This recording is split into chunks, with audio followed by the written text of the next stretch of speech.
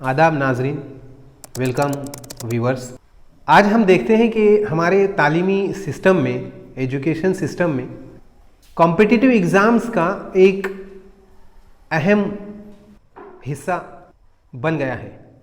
आप किसी भी शोबे में, किसी भी डिपार्टमेंट में, किसी भी स्ट्रीम में अगर आपको दाखला लेना है, अपने बच्चों को दाखला दिलवाना है, तो उनके लिए CET एंट्रेंस एग्ज़ाम जो है ये ज़रूरी है।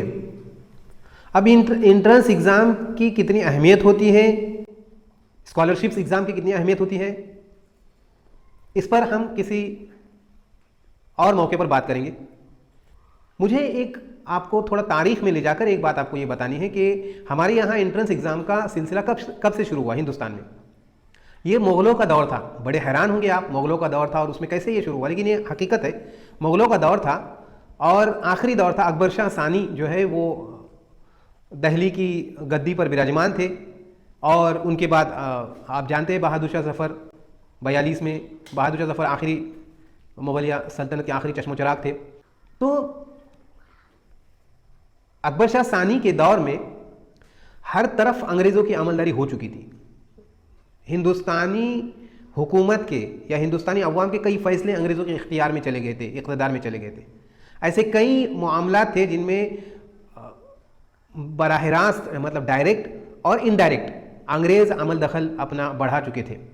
ये 1840 के आसपास का दौर है। सर सैयद अहमद खान, आप जानते हैं सर सैयद अहमद खान, उनका नाम सैयद अहमद खान था। अलीगढ़ मुस्लिम यूनिवर्सिटी जो अलीगढ़ में आज कायम है, वो उनकी मेहनत का समर है। सर सैयद अहमद खान 17 अक्टूबर 1817 में दिल्ली में पैदा हुए। मीर मुत्तकी उनके अब्बा का नाम था, वालिद साहब का नाम था, फादर का नाम था। अजीज़ुन्निसा उनकी वालिदा का नाम था। उनकी एक बहन थी सफ़ियतुन्निसा और एक भाई थे सैयद मोहम्मद। जब इब्तदाई तालीम उनकी पूरी हुई तो उन्होंने अपने भाई के अखबार में लिखना शुरू किया और उसी के साथ साथ उनके खालू थे सदर अमीन। सदर अमीन मतलब एक जज का ओहदा होता था।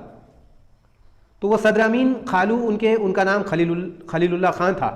उनके साथ सैयद अहमद कचहरी में जाया करते थे दिल्ली में, और कुछ उनके साथ रह के उन्होंने कानूनी काफ़ी निकात पॉइंट्स जो है वो सीख लिए। उसी दौर में रॉबर्ट हैमिल्टन नाम के एक अंग्रेज़ हुआ करते थे जो जज थे। उनका तबादला, वो कहीं और अपनी खिदमत अंजाम दे रहे थे, उनका तबादला उसी दौर में दिल्ली में हुआ और वो दिल्ली में आए और वो देख रहे थे कि सर सैयद बड़े डेडिकेशन के साथ काम करते हैं, सीख रहे थे। सीखने का सर सैयद का मादा बहुत ज़बरदस्त था। तो सैयद अहमद, जिनको हम बार बार सर सैयद कहते, तो सैयद अहमद अपने खालू के साथ वहाँ जाया करते थे और काफ़ी सारे पॉइंट्स उन्होंने, काफ़ी सारे निकात उन्होंने कानून के सीख लिए थे। मतलब किसी भी अदालत में उनको कोई ओहदा मिलना बहुत आसान हो गया था। रॉबर्ट हैमिल्टन ने उन्हें एक दिल्ली ही की अदालत में उन्हें एक ओहदा तफवीज़ किया जो सैयद अहमद को लगा बड़ा ओहदा था, सब जजी समझ लीजिए। तो सैयद अहमद को लगा कि नहीं, अभी मुझे और थोड़ा काम करना चाहिए। रिवायतों में इस तरह आता है, अल्ताफ़ हुसैन हाली और सर सैयद पर जो काम करने वाले उन लोगों ने लिखा है कि सैयद अहमद ने ये समझा कि मुझे थोड़ा और नॉलेज लेना ज़रूरी है, उसके बाद मैं इस ओहदे पर काम कर पाऊँगा। फिर उसके बाद रॉबर्ट हैमिल्टन का तबादला आगरा में होता है। आगरा में कमिश्नरी उनके कब्ज़े में आ जाती है, उनके इक़्तिदार में या ज़ेर इक़्तिदार आ जाती है उनके, या उनके मातहत आ जाती है। तो वो सैयद अहमद को वहाँ बुला लेते हैं और वहाँ वो उनको नायब मुंशी का, अदालत में नायब मुंशी का ओहदा तफवीज़ करते हैं और सैयद अहमद उसमें मान जाते हैं और वहाँ भी सैयद अहमद सीखने की कोशिश करते हैं। फिर उसके बाद वो इरादा करते हैं कि अब जो है मैं जज की कुर्सी पर बैठने के काबिल हो गए और मैं जज बनना चाहता हूँ, ये इरादा उन्होंने किया। लेकिन उसी दौर में अंग्रेज़ी हुकूमत की तरफ से, अभी अंग्रेज़ों की मुकम्मल हुकूमत कायम नहीं हुई थी, याद रहे। अभी बहादुर शाह ज़फ़र का 15 साल का दौर बाकी था। लेकिन जैसे मैंने अर्ज़ किया पहले कि अंग्रेज़ों की अमलदारी शुरू हो चुकी थी। अगर किसी को जज बनना है तो अंग्रेज़ों ने एक सर्कुलर आउट किया और उसमें ये बताया गया कि अब अगर किसी को मुंसिफी के मैदान में आना है, डिपार्टमेंट या फील्ड ऑफ जजी में आना है, तो आपको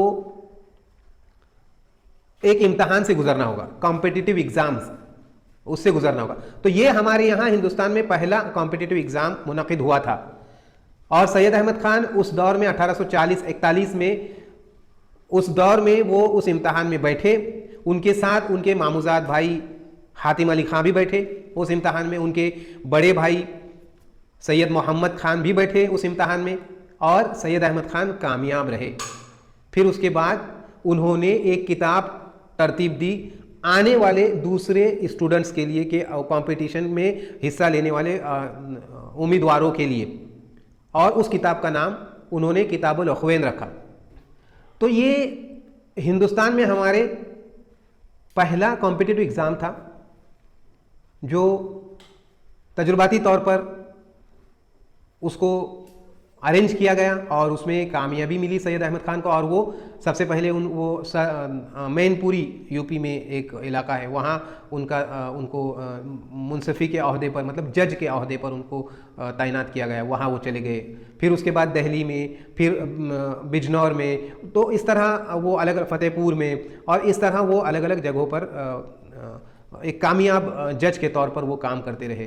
1857 का वो चला गया, बहुत ख़राब दौर चला गया। उसके बाद फिर सैयद अहमद खान, आप जानते हैं, उसके बाद रेस्ट इज़ द हिस्ट्री। हम मज़ीद इस ताल्लुक़ से बात करेंगे, लेकिन ये पहला कॉम्पिटिटिव एग्ज़ाम था जो सर सैयद अहमद खान ने दिया और उसमें वो कामयाब रहे और एक कामयाब जज की ज़िंदगी उन्होंने गुजारी। और बाद में हम देखते कि वो एजुकेशनिस्ट के तौर पर, एक माहिर तालीम के तौर पर उभरते हैं। और तो इस तरह की बातें ऐसी काफ़ी सारी मालूमाती बातें हम करते रहेंगे। आज के लिए इतना काफ़ी है। सब्सक्राइब कीजिए, लाइक कीजिए और अपने ताल्लुकात में जो भी लोग हो उन तक ये वीडियो शेयर कीजिए, उन तक पहुंचाइए और जुड़े रहिए।